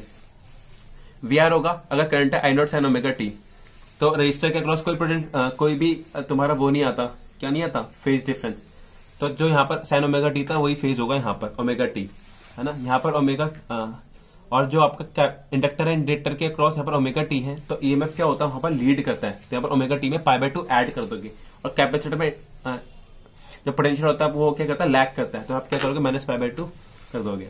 ठीक है, तो एक तो है जो लीड करता है, एक क्या लैग करता है। ठीक है, एक लीड करता है एक लैग करता है, तो नेट किसके हिसाब से चलेगा, जो बड़ा होगा। देखो अगर एक्सएल बड़ा है तो जाएगा एक्सएल माइनस एक्सी है ना। आपका जेड क्या है, पहले था आपका जेड कैसे आएगा, देखो ये आ जाएगा आपका एक्सएल माइनस एक्सी, तो जेड कैसे निकालोगे आर स्क्वायर प्लस जेड कैसे निकालोगे आप R square plus XL minus XC का होल स्क्वायर, बस इसको याद रखो का अंडर रूट। ठीक है, जेड आ गया आपका पोटेंशियल ड्रॉप, या फिर वो कैसे आएगा, आप एक्सएल बाय आर लिख रहे थे ना अभी तक, बस आपको क्या रखना है 10 अल्फा की आपकी वैल्यू होती है, 10 अल्फा की आपकी वैल्यू होती है mod of XL minus XC by R, बस इसको याद रखो। ठीक है, अगर एक्सएल बड़ा है मतलब एक्सएल बड़ा है इसका मतलब क्या है, उसमें इंडक्टर का जो वो है इंडक्टिव रिएक्टेंस है वो ज्यादा है, मतलब वो बिहेव जो है वो किसकी तरह इंडक्टर की तरह ज्यादा बिहेव करेगा। इसका मतलब ये है कि उसमें जो है इंडक्टर में क्या होता है पोटेंशियल लीड करता है ना, तो इसमें भी नेट में पोटेंशियल लीड करेगा अल्फा एंगल से। अल्फा कैसे निकालोगे, 10 alpha is XL minus XC by R है ना। पर अगर इसका उल्टा होता है एक्सी बड़ा है, इसका मतलब हमारा जो सर्किट है कैपेसिटर की तरह काम कर, कैपेसिटिव सर्किट से ज्यादा काम करेगा है ना। इस बार भी जेड की वैल्यू वही होगी जो आपकी आती है XL minus XC by R का होल स्क्वायर। देखो स्क्वायर है तो उससे कोई फर्क नहीं पड़ेगा, एक्सएल माइनस एक्सी लिखो या एक्सी माइनस एक्सएल लिखो, है ना। चाहे एक्सी माइनस एक्सएल लिखो, चाहे एक्सएल माइनस एक्सी लिखो, स्क्वायर करना कोई कहानी नहीं। 2 और -2 का स्क्वायर 4 ही होता है, कोई दिक्कत नहीं होगी। चलो मैं आगे बढ़ता हूँ। देखो मैं थोड़ा तेज पढ़ा रहा हूँ, हो सकता है आपको 2x पे तो समझ ही ना आए, तो नॉर्मल पे करके देखना, या तो 0.7x से कर लेना, कोई दिक्कत नहीं है। वैसे नॉर्मल पे आपको समझ जाएगा, है ना। थोड़ा तो समझदार हो, इतना तो मैं मानता हूँ, है ना। तो आपको हो जाता है, इसमें क्या करता है, करंट लीड करता है पोटेंशियल को, है ना। क्यों, आप जानते ही हो, अगर सर्किट कैपेसिटी सर्किट की तरह काम कर रहा है, इसका मतलब करंट लीड करेगा। बट इस बार π/2 से ना करके अल्फा से करेगा। अल्फा की वैल्यू कैसे निकालेंगे हम, tan alpha is XL minus XC divided by R. अच्छा देखो, इसमें एक केस होता है, जब एक्सएल और एक्सी बराबर हो जाए, मतलब आपको ध्यान रखना है, एक्सएल एक्सी बराबर हो गए, मतलब पोटेंशियल ड्रॉप अक्रॉस इंडक्टर और पोटेंशियल ड्रॉप अक्रॉस कैपेसिटर बराबर हो गए। ये केस होता है रेजोनेंस का। मतलब अब जो है, इसके अक्रॉस जो पोटेंशियल ड्रॉप था, जो इसके अक्रॉस पोटेंशियल ड्रॉप था, जो आपका इसके अक्रॉस पोटेंशियल ड्रॉप था, वो इसके अक्रॉस पोटेंशियल ड्रॉप के इक्वल हो गया। अब इन दोनों का कोई काम ही नहीं है। अब किसकी तरह काम कर रहा है, पूरा जो सर्किट है आपका किसकी तरह काम कर रहा होगा, रजिस्टर की तरह काम कर रहा होगा। देखो एक्सएल एक्सी के बराबर हो गया। अब इंपेडेंस क्या जानते हो, आप इंपेडेंस को जानते हो, R square plus XL minus XC square. अच्छा देखो, ये चीज मिनिमम कब होगी, आर स्क्वायर प्लस समथिंग कुछ है। अगर ये चीज 0 हो जाए, है ना, तो हम जैसे 2 में कुछ प्लस हो रहा है, अगर वो प्लस ही 0 हो जाए तो चीज मिनिमम हो जाएगी। तो XL is equal to XC हो जाता है, तब ये मिनिमम हो जाता है। तो आपको याद रखना है, रेजोनेंस के केस में मिनिमम इंपेडेंस होता है। और आपकी करंट क्या होता है, करंट की वैल्यू जानते हो, आई नॉट होता है। आई नॉट इज क्या होता है, बताओ क्या होता है आपका, ई नॉट बाय जेड। अब जब जेड मिनिमम होगा तब करंट मैक्सिमम होगा। तो रेजोनेंस वो कंडीशन होती है जब आपका करंट मैक्सिमम होता है और इंपेडेंस मिनिमम होता है। ठीक है, आपको ये बात ध्यान रखनी है। और potential drop across inductor potential drop across capacitor के इक्वल आ जाता है। ठीक है, तो यहां से आपका आ जाता है एक्सएल इक्वल टू एक्सी। आपको ये वाली रेजोनेंट फ्रीक्वेंसी, इसको बोला जाता है एंगुलर रेजोनेंट फ्रीक्वेंसी, है ना। तो आप यहां से रेजोनेंट फ्रीक्वेंसी भी निकाल सकते हो। रेजोनेंट फ्रीक्वेंसी यहां से आएगी 2π/f(r) इज 1/√LC। हम यहां से 2π को नीचे ले जाना, आपका आंसर आ जाएगा FR आ जाएगा आपका 1/2π√LC। बस इसको याद रख लो, इस पर डायरेक्ट क्वेश्चन आएंगे, कुछ ज्यादा तिरम खा वाले क्वेश्चन नहीं आएंगे। चलो हम मूव करते हैं थोड़ा आगे की साइड मूव करते हैं। अच्छा, इससे पहले मैं एक चीज और बता दूं, इसमें मैंने कुछ चीजें, 1-2 चीजें छोड़ दी। पावर फैक्टर, अच्छा पावर फैक्टर को आपको याद रखना है, वो होता है कॉस अल्फा। देखो कॉस अल्फा क्या होगा आपका, कॉस अल्फा होगा आपका R cos alpha. Cos alpha मतलब बेस अपॉन में हाइपोटेन्यूज बेस आपका R और हाइपोटेन्यूज है Z। तो ये कॉस अल्फा, इसको बोलते हैं पावर फैक्टर। R/Z होता है, क्या होता है, R/Z। अच्छा, आपको जो रेजोनेंस सर्किट है, उस RLC सर्किट है, इसको हम एक और सर्किट बोलते हैं जिसका नाम है एक्सेप्टर सर्किट। और ये जो यूज होता है, ये यूज होता है बेसिकली आपका रेडियो टीवी रिसीवर के अंदर। ठीक है, अच्छा एक और चीज हम डिफाइन करते हैं, क्वालिटी फैक्टर, है ना। क्या डिफाइन करता है, क्वालिटी फैक्टर। क्वालिटी फैक्टर क्या होता है आपका, क्वालिटी फैक्टर होता है आपका, it is a measure of resonance, है ना। क्वालिटी फैक्टर होता है, it is basically measure of resonance होता है आपका। तो क्वालिटी फैक्टर आपको ज्यादा ध्यान नहीं लगाना, क्वालिटी फैक्टर होता है कि कितना अच्छा रेजोनेंस आ रहा है। तो Q is equal to XL/R इसका फॉर्मूला होता है। आप देखो, आप जानते हो रेजोनेंस पे हम उसको मेजर करते हैं क्वालिटी फैक्टर को, और रेजोनेंस पे एक्सएल और एक्सी बराबर होते हैं। तो एक्सएल की जगह क्या लिख सकते हैं, XC/R। और इसका एक फॉर्मूला होता है Q is equal to 1/R√L/C। आपको ये फॉर्मूला याद रखने बस, है ना। हम आगे बढ़ेंगे और आगे बढ़ के देखेंगे, कुछ क्वेश्चंस को डील करेंगे। ठीक है, चलो हम आगे बढ़ते हैं और कुछ क्वेश्चंस को देखते हैं। ठीक है, it is basically measure of resonance, या बोल दो तो शार्पनेस ऑफ रेजोनेंस। यहां पर शार्पनेस ऑफ रेजोनेंस कर देना, कोई दिक्कत नहीं है हमें। ठीक है, या फिर सीधी सी बात है, शार्पनेस ऑफ रेजोनेंस, या फिर कितनी अच्छी क्वालिटी का रेजोनेंस आ रहा है। हम आगे बढ़ते हैं और क्वेश्चंस पे डील करते हैं। देखो मैंने आपके लिए इतने बड़े क्वेश्चंस लिख के दिए, और ऐसे क्वेश्चन लगा के दिए कि मतलब आप समझदार तो बच्चे हो, है ना, सबको समझ जाएंगे, मतलब समझ जाओ भावनाएं, है ना। अब आगे बढ़ते हैं। क्वेश्चन पहला क्या आपका, अगर क्वेश्चन पहला बोलता है, in case of an inductor के अंदर पोटेंशियल लीड करता है, लैग करता है। अरे भाई बताओ, इंडक्टर के अंदर क्या करता है, लीड करता है ना। और किस एंगल से लीड करता है, करंट से, π/2 से। तो इंडक्टर में पोटेंशियल लीड करता है, तो option B is correct. Voltage leads the current by π/2। Inductor of 30 milli ampere. चलो हम आगे बढ़ते हैं और क्वेश्चंस को डील करना चालू करते हैं। ठीक है, तो देखो पहला क्वेश्चन हमने कर लिया, और सेकंड क्वेश्चन है, एक इंडक्टर है 30 मिली हेनरी उसका क्या है इंडक्टेंस है, ठीक है। 220 वोल्ट सप्लाई से कनेक्ट करा गया, ठीक है। उसकी फ्रीक्वेंसी 100 हर्ट्ज है, ठीक है, ये भी ठीक है।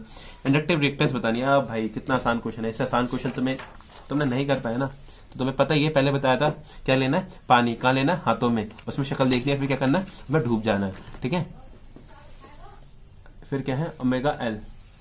एक्सेल क्या होता है, ओमेगा एल। एल की वैल्यू आपको दे दी, ओमेगा कैसे निकालोगे, ओमेगा होता है 2 पाई एफ, आपसे यही तो पूछा है, और फ्रीक्वेंसी दे दी है 100 हर्ट्ज। सॉल्व करो यार, पुट करने वाला आंसर है, एल दे दिया है, ओमेगा होता है 2 पाई एफ, है ना। तो यहां से 2 पाई एफ क्या दे देगा आपको 100, इसकी वैल्यू पुट लगाना, यहां पर ओमेगा में पुट कर देना, आपका आंसर आ जाएगा, ठीक है। बस अच्छा हाँ, इस बात का जरूर ध्यान रखना, कन्वर्जन मिली दे रखा है तो 10⁻³ से पहले मल्टीप्लाई करना, इसे हेनरी में चेंज करना, ठीक है। तो आपका ओमेगा निकाल लोगे यहां से, ओमेगा लगाओगे, फॉर्मुला करके आंसर आ जाएगा। तो इसका कॉन्सेप्ट यूज क्या हुआ है, बस XL is equal to omega L, ठीक है। अगला क्वेश्चन है, the relationship between current and voltage in a pure resistive circuit is best represented by, between current and voltage in a pure resistive circuit is best represented by. देखो ये तो होगा नहीं, क्यों,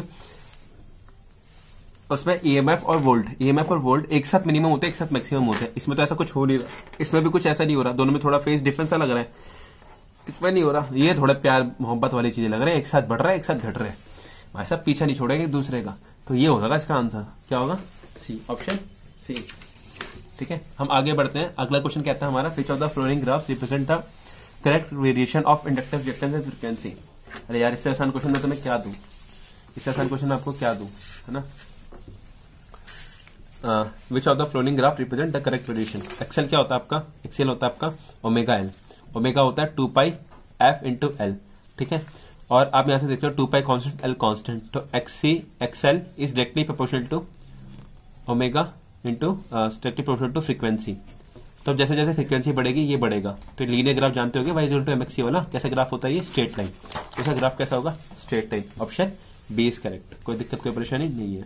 अगला क्वेश्चन है, 44 milli henry inductor is connected to 220 volt 50 hertz supply, the RMS value of the current is, है ना। आरएमएस वैल्यू निकालनी है करंट की। यार देखो कितना आसान क्वेश्चन है, सारे क्वेश्चन आसान ही है।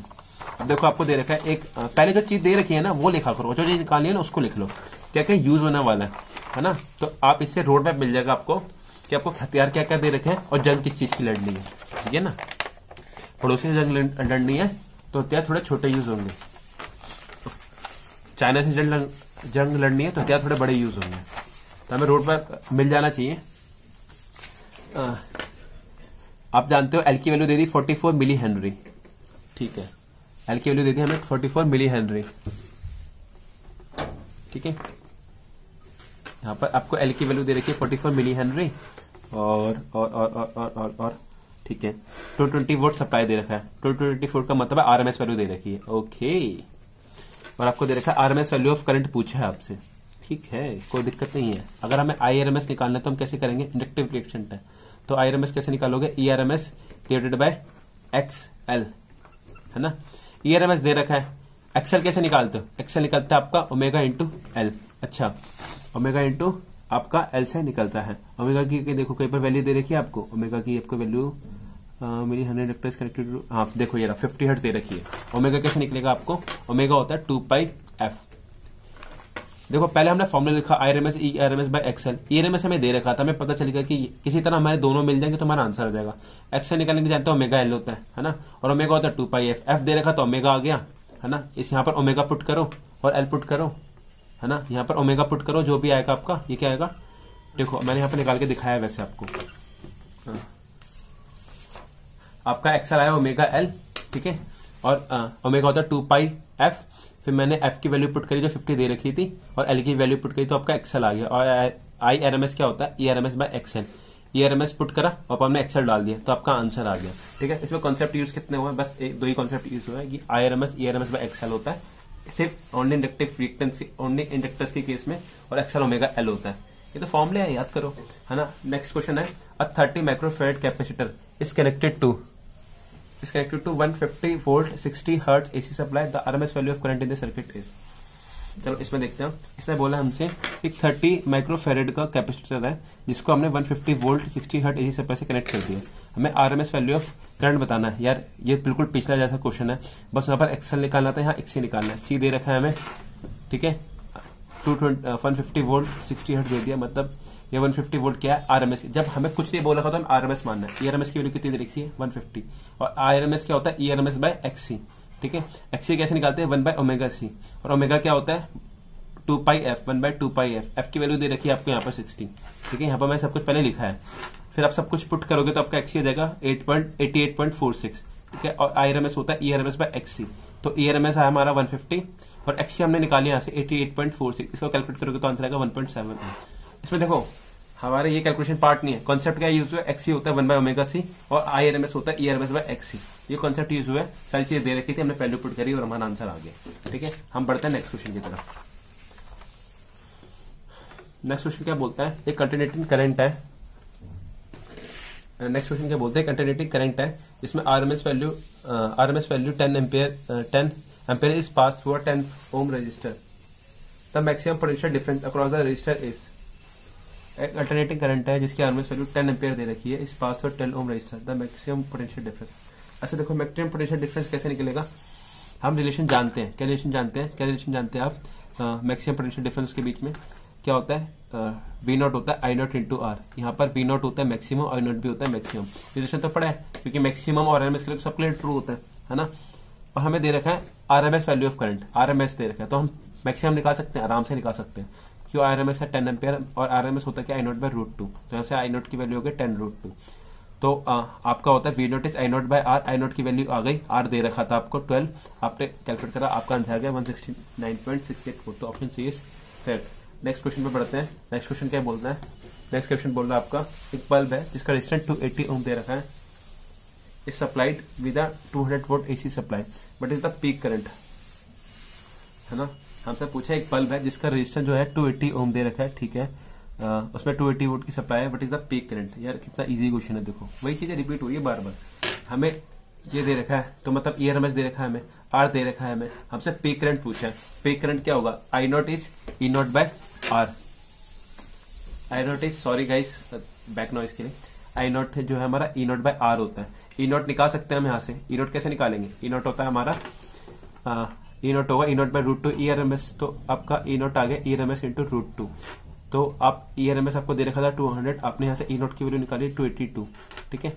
तो आई नॉट होता है E not by R, E not की जगह आपने 282 डाला और आर आपको दे रखा था 280, तो ये हो गया 1 हेनरी, सॉरी 1 एम्पियर, सॉरी, ठीक है। अब नेक्स्ट क्वेश्चन की तरफ मूव करते हैं, ठीक है। देखो सिर्फ सारे फॉर्मूले यूज हो रहे हैं, हमें कोई दिक्कत कोई परेशानी की बात नहीं है। अगर हमारा कोई हमारा नेक्स्ट क्वेश्चन है a capacitor of capacity C and reactance X if the capacitance and reactance becomes double the reactance will. देखो कितना आसान क्वेश्चन है, क्वेश्चन देखने में मुश्किल लगता है, फॉर्मूला आता है क्वेश्चन खत्म हो जाता है। यहाँ पर आपको पता है, क्या पता है, उसने क्या करा है, उसने फ्रीक्वेंसी को डबल करा, रेजिस्टेंस को डबल करा, इसको करा है becomes the capacitor frequency, capacitance को फ्रीक्वेंसी को डबल कर दिया। पहले मान लो आपका X1 था, ठीक है, फ्रीक्वेंसी क्या थी F1 2 पाई F1 C1। बाद में उसने क्या करा X2 लिया, X2 में क्या करा उसने फ्रीक्वेंसी को डबल कर दिया, मतलब 2 पाई F2 C2 करा है और फ्रीक्वेंसी की आपकी डबल, मतलब F2 की वैल्यू आपकी पहले वाले के डबल 2F1 और C2 के आपका 2C1, पहले वाले के डबल। रेशो ले लो यार, सिंपल।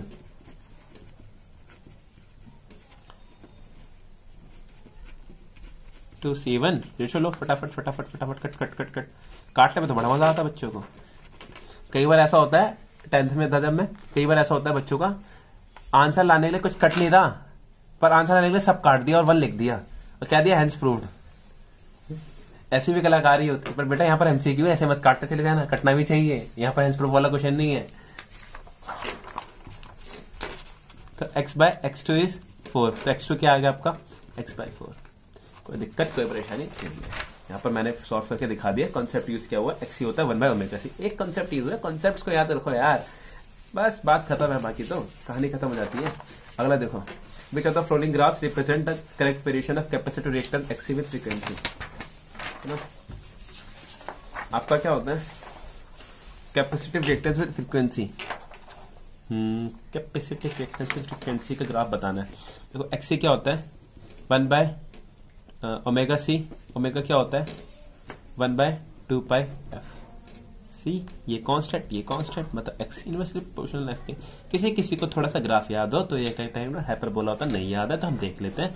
देखो जैसे जैसे फ्रीक्वेंसी बढ़ेगा ये घटेगा, जैसे जैसे ये बढ़ेगा ये घटेगा, और लिनियर तो बढ़ेगा नहीं है ना, मतलब घटेगा नहीं, जैसे जैसे फ्रीक्वेंसी बढ़ेगी एक्स ही घटेगा। तो ग्राफ कौन सा सही होगा, ऑप्शन बी इज करेक्ट। कोई दिक्कत कोई परेशानी नहीं है, ठीक है। हम आगे मूव करते हैं। अब कुछ आरसी आरएल सर्किट्स के क्वेश्चन देख रहे थे। अभी तक हम सिंपल आरएलसी के देख रहे थे, आर अकेला, एल अकेला और सी अकेला। अब थोड़ा कॉम्बिनेशन में देखते हैं, आरसी आरएल एलसी आर, है ना।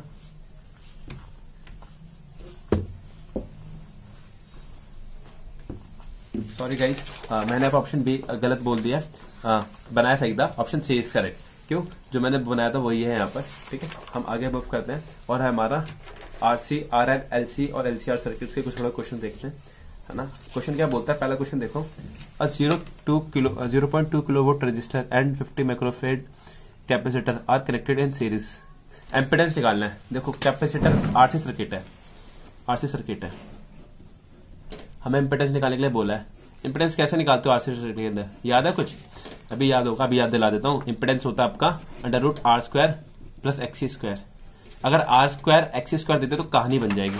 R तो दे दिया हमें, R तो हमें दे दिया, XC दे देगा तो कहानी बन जाएगी। XC नहीं दे रखा 1 बाय ओमेगा सी, है ना, हमें दे रखा है XC दे रखा है, चलो C दे रखा है, C दे रखा है हमें, हम खुश हो जाते हैं। C दे रखा है 15 माइक्रोफेरेड, कन्वर्ट कर लेना, ज्यादा भी भावना में मत बह जाना, ठीक है, ठीक है। और ओमेगा दे रखा 50 हर्ट्ज, ओमेगा नहीं दे रखा, ये F की वैल्यू दे रखी है। ओमेगा क्या होता है आपका 2 पाई एफ सी। फ्रीक्वेंसी दे रखा है, क्या XC निकल जाएगा, क्या XC निकल जाएगा, R दे रखा है तो क्या ZR² प्लस XC से निकाल लोगे, वैल्यू पुट कर लेना और आंसर निकल जाएगा आपका।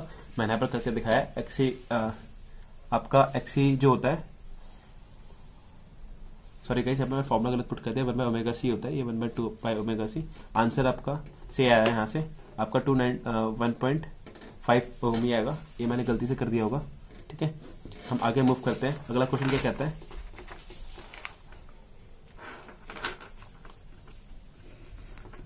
ये कैलकुलेशन मैंने नहीं करी है ना, मैंने रफ में करी थी कैलकुलेशन, मैंने यहाँ पर बस उतारा है उसको, शायद वो लगाना भूल गया हूँ। बाकी आपका आंसर सही है, आंसर में कोई कमी नहीं है, आंसर सही है आपका, ठीक है। बाकी आपको मैंने उसमें बता दिया है कि 1/, में ही होता है, सही है। आप कॉन्सेप्ट से जाओगे तो ये सही आएगा आंसर इसका। अगला क्वेश्चन है, circuit is made up of resistance 1 ohm and active reactance 0.01 Henry. एक अल्टरनेटिंग वोल्टेज है जिसका हमें पहले निकालना है, क्या पहले उसको देख रहे हैं, phase difference between current and voltage. Current and voltage के बीच फेस डिफरेंस निकालना है। सर्किट कौन सा है ये, रेजिस्टेंस एंड इंडक्टर। रेजिस्टेंस और इंडक्टर, भाई इंडक्टर्स अभी बताया था ना, रिएक्टेंस और इंडक्टर में XL/R ऐसा कुछ बनता है ना। और फेज डिफरेंस क्या होता है, फेज डिफरेंस मैंने बताया था अल्फा कुछ आता है, और tan अल्फा क्या होता है हमारा XL/R। तो क्या अगर हमें XL की वैल्यू पता होगी हमारा आंसर निकल जाएगा, R पता होगी क्या निकल जाएगा। XL क्या होता है ओमेगा L इंटू R, और ओमेगा क्या होता है 2 पाई F इंटू L R। मतलब हमें अगर F मिला हो, R मिला हो, L मिला हो, हमारा काम बन जाएगा। चलो निकालने की कोशिश करते हैं। फ्रीक्वेंसी दे रखी है 50 हर्ट्ज, तो यहाँ पर दिख रखा है 50 हर्ट्ज का सप्लाई है। L दे रखा है 0.01, L दे रखा है आपको 0.01, और आपका R दे रखा है, R भी दे रखा होगा, R दे रखा है 1 ओम, देखो 1 ओम। तो आप जब इसमें फॉर्मूले में पुट करोगे तो आपका यहाँ पर पूरा में देखो F भी दे दिया, L भी दे दिया, R भी दे दिया, तो tan अल्फा आ जाएगा आपके यहाँ से पाई कैलकुलेट करने के बाद। देखो यहाँ पर आ गया हमारा tan अल्फा, जब हमने पूरा पुट करा, इसको कैलकुलेट करा, तो tan अल्फा पाई के इक्वल आ गया, मतलब tan alpha is pi, alpha किसके इक्वल होगा, tan इनवर्स पाई के, ठीक है। तो हमारा ऑप्शन ए इज करेक्ट। हम नेक्स्ट क्वेश्चन में मूव करते हैं। नेक्स्ट क्वेश्चन बोलता है, एक 100 माइक्रोफेरेड का कैपेसिटर है जो कि सीरीज में 40 ओम रजिस्टर के साथ। पहले ना ये पहचान होगा कौन सा सर्किट है, आरसी है, आरएल है, आरएलसी सर्किट है ना।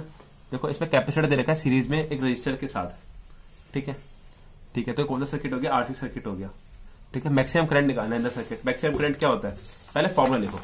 मैक्सिमम करंट हमें पता है आरसी सर्किट के अंदर होता है E0/Z, और Z की वैल्यू क्या होती है जेड की वैल्यू होती है आपकी, बताओ क्या होती है, R square plus XC square. हमें जेड पता हो, ई नॉट पता हो, आंसर आ जाएगा। और हमें जेड निकालना आता है, तो देखो ई नॉट कैसे निकालेंगे, उसने हमें दे रखा है इस करेक्टेड टू 100 वोल्ट। 100 वोल्ट का मतलब है आरएमएस वैल्यू कितनी दे रखी है, 100। और आरएमएस क्या होता है, E not by root 2 is equal to 100। जैसे ई नॉट की वैल्यू क्या आ जाएगी, 100 रूट 2। ई नॉट आ गया, कोई दिक्कत कोई परेशानी नहीं है। हम पढ़ते हैं आगे। अब जेड हमें दे रखा है, जेड निकालना है हमें। देखो 100 माइक्रोफेरेड कैपेसिटर। देखो जेड कैसे आ जाएगा आपका, अगर हमें आर पता हो, एक्सी पता हो। एक्सी कैसे निकालते हैं, बार बार रिपीट कर रहा हूँ, omega into C, 1 by omega into सी।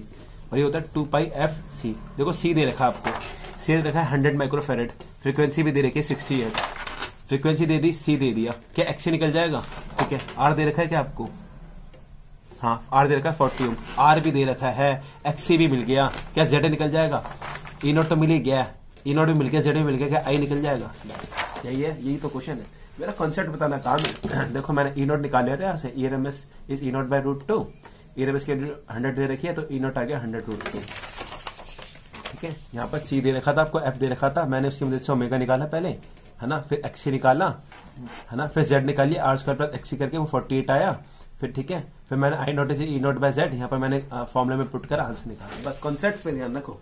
ठीक है, अगला क्वेश्चन क्या है हमारा, an LCR circuit is under resonance if IM is current amplitude, VM is voltage amplitude, R is resistance, Z is impedance, XL is the inductive factors। बहुत मुश्किल question लग रहा है देखने में, जरा एमसीक्यू पे ध्यान दे।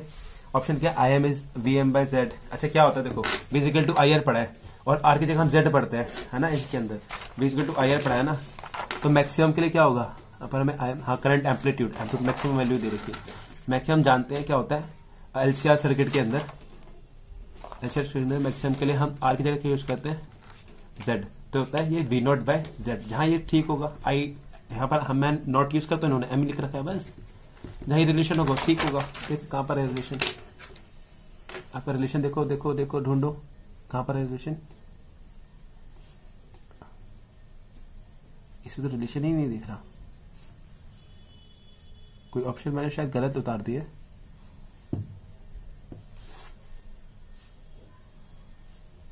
मे बी मैंने ऑप्शन गलत उतार दिया, let me check the options. उसने एक चीज बोली जिसे हमने रीड नहीं करा, इसलिए कहते हैं क्वेश्चन को ढंग से रीड करना चाहिए। रेजोनेंस बोला है, रेजोनेंस में एक्सएल और एक्सी बराबर होते हैं, और जेड किसके बराबर आता है, आर के, बताया था ना अभी। जेड किसके बराबर होता है, जेड होता है हमारा R square plus XL minus XC का स्क्वायर। और रेजोनेंस के केस में एक्सएल और एक्सी बराबर होते हैं, तो जेड आता है हमारा आर के बराबर। तो मैंने अभी निकाला आई एम क्या होगा, वी एम बाय जेड, और जेड किसके बराबर है, आर के, तो वी एम बाय आर। तो इसका आंसर क्या होगा, वी एम बाय आर। ठीक है, at resonant frequency the current amplitude in series LCR circuit, मैंने बताया था इंपेडेंस मिनिमम होता है, करंट मैक्सिमम होता है, तो ऑप्शन ए इज करेक्ट, है ना। नेक्स्ट क्वेश्चन देखो, एक साइनसॉइडल वोल्टेज दे रखा है जिसका पीक वैल्यू 293 दे रखा है, पीक वैल्यू अब दे दिया, अब गलती मत करना, आरएमएस नहीं है, इसमें बोल दिया पीक है, स्पेसिफाई कर दिया। फ्रीक्वेंसी दे रखी है 50 hertz, is applied to a series LCR circuit in which R दे रखा है, एल दे रखा है और सी दे रखा है। द इम्पेडेंस निकालना है। देखो इम्पेडेंस तो पता ही है आपको यार, इम्पेडेंस निकालना खेल होता है। इम्पेडेंस क्या होता है, इम्पेडेंस का फॉर्मूला होता है Z equal to R square plus XL minus XC square. अगर आर दे रखा है, एक्सएल मिल जाए, एक्सी मिल जाए, काम बन जाएगा। एक्सएल एक्सी कैसे निकालेंगे, एक्सएल होता है ओमेगा एल, एक्सी होता है 1 बाय ओमेगा सी, है ना। तो आपको यहाँ से फ्रीक्वेंसी दे रखी थी, यहाँ से आपने ओमेगा निकाल लिया, एल दे रखा था, सी दे रखा था, तो ओमेगा मिल गया, एल दे रखा था, एक्सएल आ गया, और ओमेगा निकाल लिया था, सी दे रखा था, तो यहाँ से एक्सी आ गया। फॉर्मूला पुट करोगे आंसर आ जाएगा। ठीक है, अगला क्वेश्चन है the resonant frequency of a series LCR circuit with L, C and R. Resonant frequency पूछिए, रेजोनेंट फ्रीक्वेंसी मतलब रेजोनेंस का केस जब एक्सएल एक्सी के बराबर हो जाता है। तो अपन में बताया था ओमेगा होता है 1 by under root L C, और आप जानते हो ओमेगा होता है 2 पाई एफ के इक्वल। ठीक है, तो यहाँ से एफ आ जाएगा ओमेगा बाय 2 पाई। तो ठीक है, यहाँ से पहले अपने ओमेगा निकालिया 1 by under root L C करके, एल दे रखा था, सी दे रखा था, ओमेगा आ गया। अब फ्रीक्वेंसी निकाली, ओमेगा इज 2 पाई। क्वेश्चन को ये कॉन्सेप्ट क्या है, बस सिंपल ही तो है। एलसी ऑक्सीलेशन मतलब एलसीआर सर्किट के अंदर रेजोनेंस के केस के अंदर, जो रेजोनेंट केस के अंदर ओमेगा आता है वो आता है 1 by under root L C. आपको फॉर्मूला भी याद है तो आपका काम बन जाएगा। तो आप यहाँ पर पुट करोगे, आपका आंसर आ जाएगा 20 हर्ट्ज। तो हम नेक्स्ट क्वेश्चन की तरफ बढ़ते हैं। नेक्स्ट क्वेश्चन है हमारा, इन series LCR circuit the phase angle between supply voltage and current is. Phase voltage क्या होता है, बस मैंने अभी बताया था, इसमें होता है ऊपर हमने करा था ना, हम किसी में बता रहे थे, नीचे क्या आता है आपका, नीचे हर किसी में आर आ रहा था, है ना। आपका फेस वोल्टेज होता है XL minus XC by R. ये मैंने बताया था ना, अभी बताया था आपको, याद नहीं होगा, दोबारा बता देता हूँ। ऐसा कुछ होता है, बताया था मैंने आपको, ये आर होता है, ये एक्सएल होता है, ये एक्सी होता है, बताया था। जो बड़ा होगा उसके हिसाब से बनता है ये आ जाता है एक्सएल माइनस एक्सी, है ना। फिर यहाँ बनता है ये अल्फा, ये आता है, यहाँ से 10 अल्फा की वैल्यू हो जाती है आपकी कितनी, XL minus XC divided by R. तो option A is correct. Next है एक सीरीज एलसीआर सर्किट ली है जहां पर हमने क्रिएट कर दिया AC source is showing resonance. Resonance show कर रहा है, तो मैंने बताया था अभी कॉन्सेप्ट में ही, जो इंडक्टर के अक्रॉस पोटेंशियल होता है वो कैपेसिटर के अक्रॉस जो पोटेंशियल होता है उसके इक्वल हो जाता है। तो ऑप्शन डी इज करेक्ट। ठीक है, नेक्स्ट क्वेश्चन है एक एलसीआर सर्किट है जो कंटेन करता है आर, इतना एल करता है, इतना सी करता है, इतना आर एल सी सब दे दिया। इंपेडेंस निकालना सर्किट का जब वह मिनिमम होगा, will be minimum for a frequency of. अच्छा देखो, इंपेडेंस मिनिमम कौन सी फ्रीक्वेंसी के लिए होगा? इंपेडेंस मिनिमम उस फ्रीक्वेंसी के लिए होगा जहां पर वो रेजोनेंस शो कर रहा होगा। किसके लिए कर रहा होगा? जहां पर वो रेजोनेंस शो कर रहा होगा। और आप जानते हो रेजोनेंस फ्रीक्वेंसी कैसे निकालते हैं, अभी हमने पीछे ही क्वेश्चन करा, सब कुछ सेम है। रेजोनेंस फ्रीक्वेंसी कैसे आती है? ओमेगा उस टाइम हो जाता है 1/√LC इक्वल, और एफ होता है ओमेगा बाय 2 यही तो निकालना है। एल दे रखा है, सी दे रखा है, ओमेगा आ जाएगा, ओमेगा आ जाए उसको 2 से डिवाइड करो तो एफ आ जाएगा, है ना। तो मैंने वही करा है, यहाँ पर एल दे रखा है, सी दे रखा है, ठीक है। जेड मिनिमम जब होता है जब एक्सएल और एक्सी बराबर हो, उस टाइम ओमेगा की कंडीशन ये होती है। आपने एलसी पुट करा, आपका ओमेगा आ गया, और एफ होता है ओमेगा बाय 2 आपका आंसर आ गया। कॉन्सेप्ट यूज किया था कि ओमेगा रेजोनेंस सर्किट के अंदर, रेजोनेंस केस के अंदर इतना होता है, फ्रीक्वेंसी होता है ओमेगा बाय 2 और कुछ नहीं है। एल सब दे रखा था, सी दे रखा था, सब दे रखा था। ये क्वेश्चन थोड़ा अच्छा है, इस पर हम ध्यान देते हैं। और ये क्वेश्चन बच्चों आप थोड़ा इसको एज अ लर्न भी कर सकते हो कि मतलब इसमें दे रखा है when the frequency of AC voltage applied to a series LCR circuit is gradually increase from a low value. देखो, जो करंट और फ्रीक्वेंसी का कर्व बनता है, आपको याद रखना ऐसा बनता है एलसीआर सर्किट के अंदर। वो पहले बढ़ता है, देखो जानते हो कि पहले बढ़ रहा है, फिर मैक्सिमम पे आता है। मैक्सिमम करंट कब होता है? ये इंपेडेंस वाला केस है, जब एक्सएल एक्सी के बराबर होता है। उसके बाद ये घटना चालू कर देता है, ठीक है। तो ये कैसा है? मोनोटोनिकली इंक्रीजिंग नहीं, पहले बढ़ रहा है। मोनोटोनिकली इंक्रीजिंग का मतलब सीधा बढ़ता हो जाए, फर्स्ट इंक्रीजेस देन डिक्रीजेस, है ना। First decreases then increases, monotonically decreasing. तो कैसा है? ये पहले बढ़ रहा है फिर घट रहा है। ऑप्शन बी इज करेक्ट, ठीक है। हम बढ़ते हैं आगे, है ना। अब हमारा क्वेश्चन आता है in LCR circuit having L R and the resonant frequency is 50। Quality factor निकालना है। अभी मैंने क्वालिटी फैक्टर का सबको फॉर्मूला बताया था। क्वालिटी फैक्टर क्या होता है? क्यू। क्यू क्या होता है? एक्सएल बाय आर या एक्सी बाय आर। फॉर्मूला याद रखो, काम हो जाएगा, है ना। आपको दे रखा है यहाँ पर रेजोनेंट फ्रीक्वेंसी दे रखी है, एल दे रखा है। चलो, एक्सएल होता है आपका 2 ओमेगा एल, ओमेगा होता है 2πf into L divided by R. L दे रखा है, एफ दे रखा है, आर दे रखा है, आ जाएगा आंसर। देखो, एफ दे रखा है, एल दे रखा है ना। यहाँ से मैंने ओमेगा निकाल लिया 2πf से, ठीक है। और एक्सएल से मैंने ओमेगा एल करके एक्सएल निकाल लिया। एक्सएल आया आपका कुछ ये 314 इंटू 30 इंटू 10 के बाद -3 आर आ गया। क्वालिटी फैक्टर होता है एक्सएल बाय आर। एक्सएल मैंने कैलकुलेट कर लिया, बाय आर से डिवाइड कर दिया, तो आपका आ गया 1.18, ठीक है। अब ये क्वेश्चन अच्छा है, इस क्वेश्चन पे ध्यान देना। Which of the following combination should be selected for better tuning of an LCR circuit. मैंने बताया था अभी रेजोनेंस के केस के अंदर बेटर ट्यूनिंग कब आती है? जब आपका क्वालिटी फैक्टर अच्छा हो। क्या हो? क्वालिटी फैक्टर अच्छा हो। वो क्या होता है? 1/√RL/C। फॉर्मूला याद होगा तो देखना, ये बताया था क्वालिटी फैक्टर। अच्छा, क्वालिटी फैक्टर कब अच्छा होगा? जब आर इसके इनवर्सली प्रोपोर्शनल है, आर मिनिमम हो, सी मिनिमम हो और एल मैक्सिमम हो, है ना। जब भी तो क्वालिटी फैक्टर अच्छा होगा, जितना अच्छा क्वालिटी फैक्टर होगा उतना अच्छा रेजोनेंस होगा, उतनी अच्छी ट्यूनिंग देगा, ठीक है। तो आप जब देखोगे इसमें तो आर मिनिमम सिर्फ इस केस में दिखेगा आपको, एल मैक्सिमम भी इसी केस में और सी भी इसी केस में। तो आपको ऑप्शन सी ही करेक्ट दिखेगा, ठीक है। For better tuning of an LCR circuit use for communication the circuit should possess high quality factor, ठीक है। यहाँ पर R should be low, L should be high और सी शुड बी लो, ठीक है। इस हिसाब से हम देखेंगे तो हम अगर पुट करके देखेंगे तो क्यू सबसे जो हाई आएगा वो ऑप्शन सी के लिए आएगा, ठीक है। तो इसके साथ ये वीडियो हम खत्म करते हैं। बस इसमें छोटा सा टॉपिक रह गया, पावर फैक्टर और ट्रांसफार्मर, है ना। वो 10 मिनट में मैं नेक्स्ट वीडियो पे बढ़ा दूंगा। ऑलमोस्ट ये वीडियो खत्म हो गई है। थैंक्स फॉर वॉचिंग, और प्लीज चैनल को लाइक करो, सब्सक्राइब करो, क्योंकि बहुत मेहनत लगती है। तो थैंक्स फॉर वॉचिंग।